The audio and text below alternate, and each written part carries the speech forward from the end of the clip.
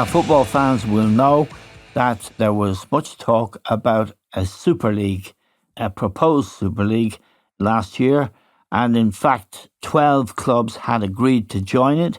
6 of them were British: Manchester City, Manchester United, Arsenal, Spurs, Liverpool and Chelsea. Barcelona and Real Madrid were also committed to this Super League, as were Juventus. And it was blocked by FIFA and UEFA, who said any player who took part in that would not be allowed to play in World Cup or European Championship. However, the clubs took their argument, or the organisers of the Super League took their argument to the European Court of Justice. And just before Christmas, in December, the European Court of Justice ruled against UEFA and FIFA. They said it would be unlawful to block these plans for a Super League, and if these clubs wanted to have a Super League, they were entitled to go ahead and do it. We haven't yet seen much reaction from the clubs who were proposing this innovation, but it's lying around there. And we're joined now from Barcelona by Richard Fitzpatrick. Richard is an Irish journalist who's been living and working in Spain for a very long time, and he is an expert on all things Barcelona. Richard, just before we talk about the present trouble at Barcelona with Xavi, who was the captain of that great team we'll never forget, with Messi, Xavi, Iniesta and all of those great players. Before we talk about that, what was the reaction in Spain to the European Court of Justice ruling? Yeah, the reaction was good here. It was for Barca supporters, for Real Madrid supporters. They see, particularly Barca supporters, they see the vista of a European Super League as a life raft that will bring them back to safety. They're in dire financial trouble at the moment. But it's not clear how this will all pan out. On the same day as that European Court of Justice ruling on the 23rd of December, the company behind the European Super League, which is headquartered in Madrid, A22, which has a German CEO, they released a video explaining about their Super League idea. They've refined it from the idea that was launched so spectacularly badly back in April 2021. The big adjustment they made was there'd be relegation and promotion. It'll be a bigger league in theory, with 64 teams in 3 divisions, guaranteed 14 matches a season. The Joan Laporta, the president of Barca, believes that the European Super League will come into effect within 2 years. You'd have to take that statement with a grain of salt. It's not really clear whether they will get off the ground again. We saw how fans reacted against it in 2021. All the major football federations came out against it on December 23rd, in Italy and Germany and Britain, Spain, France. Yeah, the English Premier League situation and the situation in England is interesting because the Premier League is effectively a de facto Super League at the moment. Yes.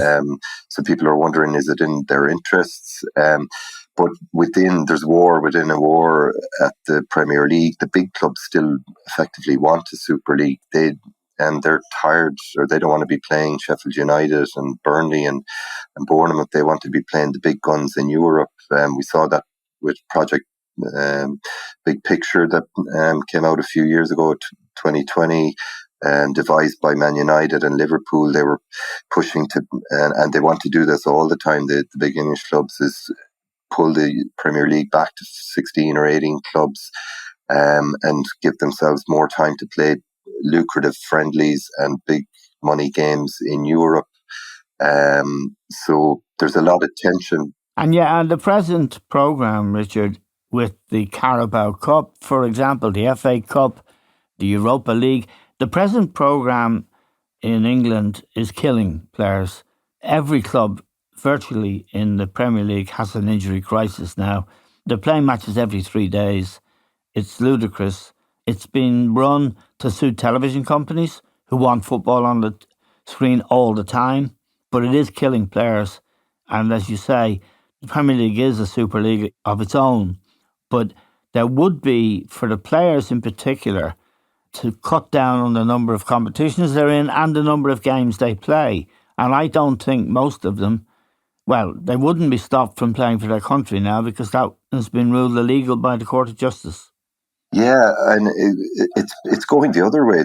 There's more and more games. Next season, Man City could, in theory, if they win all their cup games, they could play 86 games. Yes.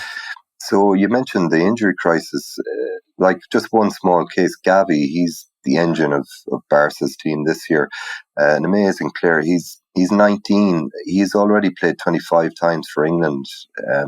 Like Spain's greatest ever player, the only player, or arguably the only player to ever win a Ballon d'Or, was Luis Suárez in the 60s. He played 32 times over a 15-year career for Spain. Yet this guy is already, up at that number, and he's only 19. He played a game for Spain against Georgia, a dead rubber game. Spain had already topped their group to qualify for the European Championships this summer. He didn't need to play that game. He was forced to play it and got a cruciate knee injury. He's out until next season. Real Madrid have got 3 cruciate knee ligament injuries this season. Carlo Ancelotti, who's been in the game for almost half a century, says he's never seen anything like it. Yes. So, like, you have these other players, power players in this scenario. FIFA is one of those, as well as UEFA. FIFA, the week of this European Court Justice ruling, they launched their new Club World Cup, which is total madness. Total every madness. 2 years. Every 4 years initially, but let's see how it pans out. It's to start at the end of next season, an extra month, a month of games from the middle of June to the middle of July. It's impossible. At an 11-month season already, so that's been added onto it. So they are potentially a player, in a putative Super League. Maybe they'll expand that to every 2 years or every year, or maybe they'll become the governor of the Super League, muscling UEFA out of the way. They're huge rivals, those two football federations, and the problem goes back to those two organisations, and the Premier League as well doesn't have a independent regulator. UEFA and FIFA are supposed to be the regulators of the game, yet they're more enemy than friend. Yeah, I don't like to boast, Richard, but you know that man Suárez is the only Ballon d'Or winner from Spain. I made my international debut marking him for Ireland. You're not serious. I did. Wow. That guy is a god in Spain and Italy. Well, he wasn't a god that night. I walked all over him. No, it was in Paris. It was a playoff, and it was in 1965. And for the World Cup playoff? Yeah, it was the World Cup playoff, and I was his immediate opponent. I think that's when he won he secured the Ballon d'Or. Di Stefano used to call him the architect. He was well, he wasn't the architect that night. He was the total god. Anyway, I'm sorry to intrude in our conversation. What we really want to talk about as well, Richard, is Barcelona Football Club, one of the great clubs in the history of the game, and it produced Johan Cruyff. Was, I suppose, the mind, the late Johan Cruyff now, was the mind and the intelligence behind the idea of that kind of football they played. Pep Guardiola has continued that tradition. The mark they've left on the game is remarkable. I watched the game last night in the Premier League earlier this week between two sort of not great clubs, but the football they played was like the football Barcelona played. So they've left a huge legacy. And now Barcelona is in trouble, isn't it? And this is one of the sort of ideas behind the Super League. Barcelona in trouble, Juventus in trouble, Inter, AC Milan, all these great traditional clubs in trouble. They need a Super League. Otherwise, the Premier League will just dominate everything. Absolutely. The Premier League is a problem for all the great leagues around Europe, Yes. because all the power and the money is coalescing there, and it's polarizing the football landscape. People here in Barcelona, as regards Barcelona's problems, are saying the problem for us now is that we don't have Cruyff as a player or a manager, so they're floundering. They're, I suppose, at a bird's eye view of it, it's not surprising. This is the post-Messi era. Yes. He was at the club for 16 or 17 years. It was extraordinary what he did: 672 goals, 4 Champions League trophies, and he was playing at the club at the same time. You had this golden generation of Spain players. When Spain won the World Cup in 2010, 7 of those players were from, of the 11 were from Barca. They're the only nation to win 3 European or 3 international trophies in a row, back-to-back European championships as well. So there's inevitably going to be a decline, and this is compounded by their dire financial situation. You know, previously they would have been the club that lured the great players from South America: Ronaldinho, Romario, Rivaldo, all of these guys. But they don't have the money now to get those players. They're chronically in debt. All the indicators are fatal. Like they've lost losses of €1 billion over the last 3 seasons, debt of 1.2 billion. They've also mortgaged their future. They've sold 25% of their TV income with La Liga for the next 25 years to get in about 670 million, which they splurged immediately on transfers and salaries, getting in the likes of Lewandowski, who they bought. He was just turning 34, gave him a 4-year deal, signed him for 50 million, 10 million extra that went to his agent. He hasn't been up to the mark this season. His goal average has dropped significantly from last season. He's all the club have been doing their business in the free transfer market, getting in João Cancelo, João Felix, Gundogan from Manchester City came on free exactly. transfer. Yeah, all these guys on free transfers, it's a good sticky plaster solution for the problem, but there's a high turnover of players every season, so it's not ideal for squad makeup, and they're struggling badly this season.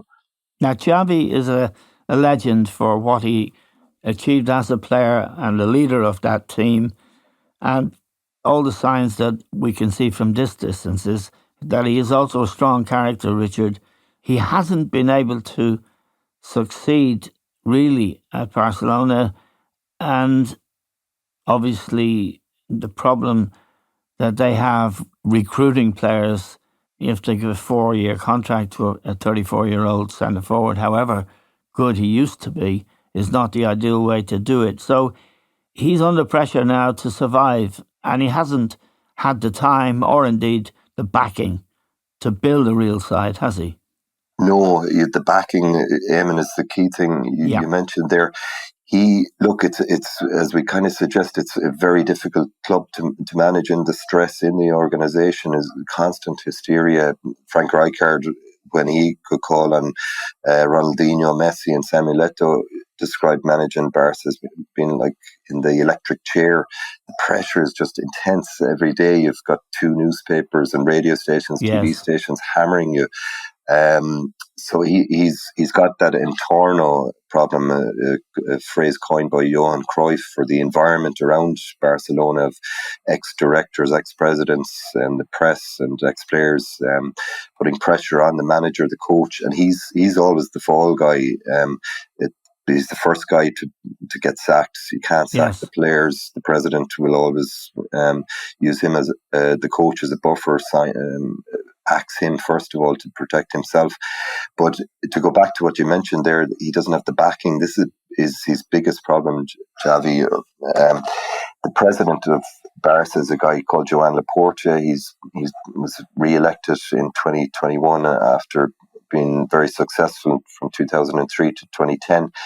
But Xavi was never his man. His rival in that presidential election race, Victor Font, had earmarked Xavi as his sporting director for his project. Yes. And Laporta won the election. That was in March 2021. In November of that year, he sacked Ronald Koeman, the coach, and he brought in Xavi, who didn't have experience of coaching an elite club. He had been coaching out in Qatar for a few years, about 3 seasons. So, I mean, he was on the back foot anyway. But because he's never been Laporta's man, he's been undermined. This came to a head in December, just past. Barca had qualified for the knockout stages of the Champions League. They had to go to Antwerp to play their final game. It didn't matter if they won or lost. There was a huge goal difference with the next place team.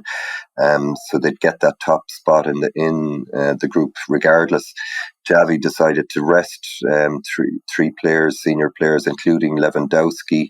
The game was going to be midweek. On the Sunday, they lost to Girona, who are top of La Liga at the moment. Yes.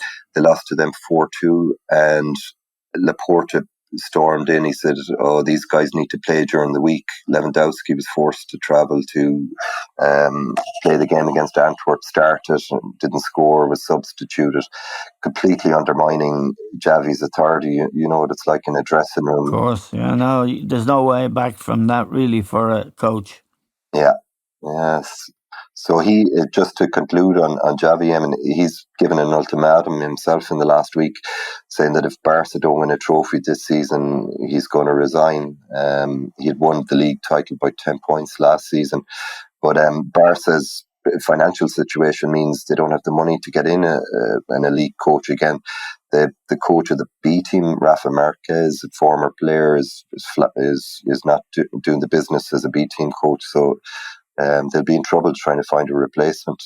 Now, Real Madrid, the other big force in Spanish football, indeed one of the great clubs in Europe, and the club that's won the Champions League more often than any other club, with a great coach, Carlo Ancelotti, at the moment. They seem to be in better shape. How are they financially? Because the president there is the man, isn't he? He is Florentino Perez, yes. and this hysteria we talk about at Barca, you don't get that at Real Madrid because they have an iron man in the chair there at Real Madrid. He's been in power for almost a quarter of a century, accepting a 3-year sabbatical he took in the middle of it. So he just calms the waters. He's been very canny in his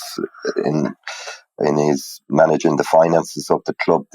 Real Madrid have always sold really well. Like Barca, for example, did fire sales on Coutinho and Griezmann, selling both of them for 20 million each after they'd forked out. They got to 140 million each for them.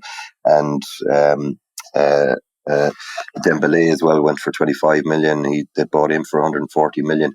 Whereas Real Madrid, selling the wing backs like Akraf and Sergio Reguilon, who's at Man United at the moment, for 50 million each, offloading players like Casemiro to Man United for 80-90 million.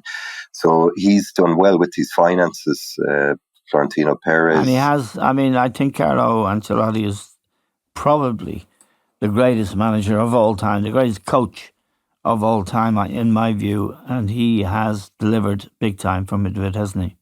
Well, his trophy haul would suggest so. He's the only man to win 4 Champions League trophies, won league titles in all the big 5 leagues. Yes.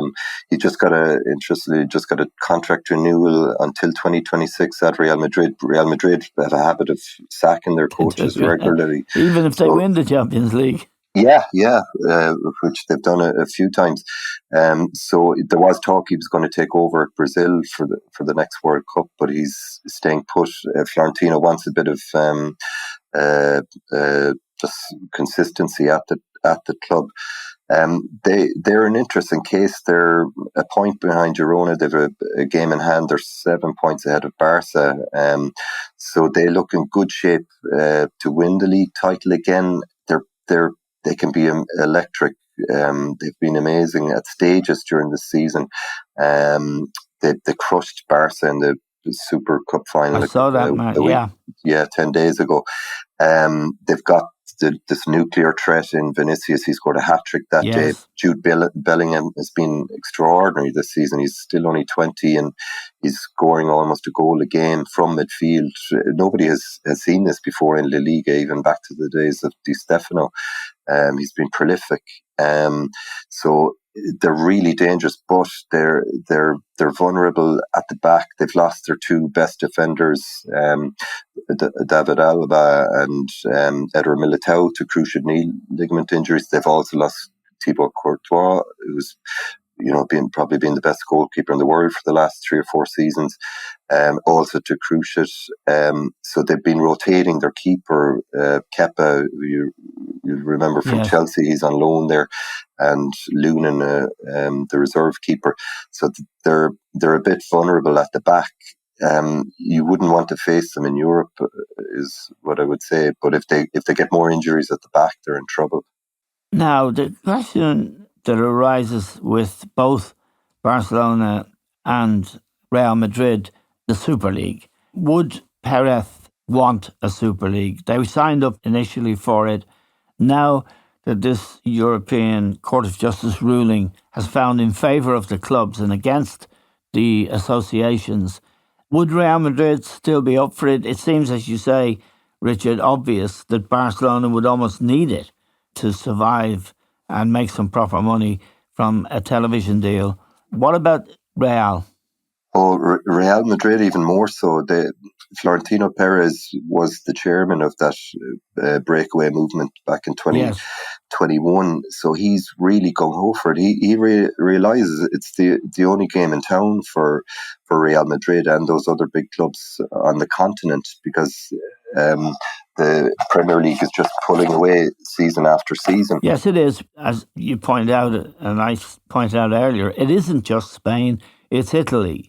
Great clubs, and Germany with Bayern Munich, where it's a members club, and there's a limit to what they can charge, there's a limit to what they can pay, and meanwhile the Premier League soars on with no limits on anything.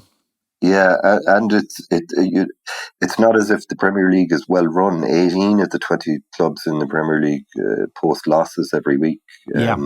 They're all gambling like crazy to maintain their Premier League status, and the spend is off the charts in the Premier League. Obviously, that's why Everton and Nottingham Forest are in trouble with financial fair play breaches and points deduction for Everton. But it's the big bet that Florentino is making as head of Real Madrid. That's their lifeline is a quasi-European league or Super League. Saudi Arabia is another player in the mix. They've got 4 clubs that are now owned by the state. They could merge with a kind of breakaway league as well, those top clubs from Saudi Arabia. So anything could happen. It's up for grabs. And in the case of Ancelotti, clearly signing a new contract for another few years, 2-3 years. He is probably the only coach I can remember, Richard, who has established himself at Real, doesn't appear to be vulnerable to the whim of Perez, because there have been some dramatic sackings there of very, very good coaches. So Madrid is stability, but they do need Barca, don't they, as a counterpoint almost. Otherwise, it would be a one-club league in a sense, wouldn't it? Yeah, it would. Atletico are kind of make it a 2.5 team league. They've won 2 league titles in the last decade. Yeah. But Diego Simeone has worked miracles at that club. It's extraordinary what he's achieved with his resources. Just as an illustration of how skewed the finances are in football, the Super League was played in Saudi Arabia, the Spanish Super League, earlier this month. 4 clubs came along to play in it. Osasuna, as cup finalists, were one of those teams. Osasuna got 800,000 to play in the tournament. Atletico got 3 million, and Barca and Real Madrid got 6 million. Yeah. And We see this in the Champions League payouts as well, because of coefficient payments. All the big clubs get a bigger slice of the pie. So Spain, it's very sad. You don't have the Valencias or Athletic Bilbao or Real Sociedad, previous title winning clubs in the mix anymore. And it's a problem right across Europe. You've Bayern Munich, after winning 11 league titles on the trot. Juventus are top of the Serie A at the moment. They've recently won 9 Serie A titles in a row.